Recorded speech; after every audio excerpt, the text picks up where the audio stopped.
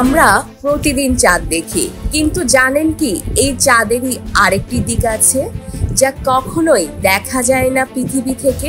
চাঁদের এই বৈশিষ্ট্য নতুন কিছু নয়, বরং এর পেছনে রয়েছে মহাজাগতিক পদার্থবিদ্যার এক দুর্ধর্ষ খেলা। চাঁদ যেমন পৃথিবীকে প্রদক্ষিণ করে, তেমনি নিজ অক্ষেও আবর্তন করে। আশ্চর্যের বিষয় হলো চাঁদের আবর্তন এবং প্রদক্ষিণের সময় প্রায় 27.3 দিন। আর এই সামঞ্জস্যের কারণেই চাঁদের এক পাশ সবসময় পৃথিবীর দিকে থাকে।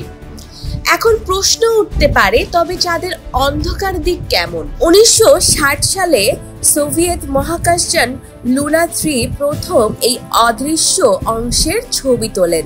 দেখা যায় বিপরীত পাশে রয়েছে প্রচুর গর্ত, উঁচু নিচু পাহাড় এলাকা, যেগুলোর সাথে আমাদের দেখা দিকের একদমই মিল নেই। চাঁদের দেখা অংশে বড় বড় অন্ধকার সমভূমি বা মেয়ার রয়েছে, যা মূলত প্রাচীন আগ্নেয়গিরির লাভা দিয়ে গঠিত।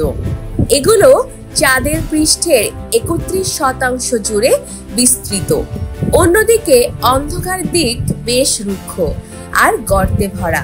মিলিয়ন বছর আগে চাঁদ নিজ অক্ষে দ্রুত আবর্তিত হতো, কিন্তু পৃথিবীর মহাকাশ চাঁদের তরল ও গলিত ম্যাগমা অংশে জোয়ার ভাটার টান সৃষ্টি করে ধীরে ধীরে এর ঘূর্ণন কমিয়ে দেয়। এক সময় সেই গতি পৃথিবীকে প্রদক্ষিণ করার গতির সঙ্গে মিলে যায়।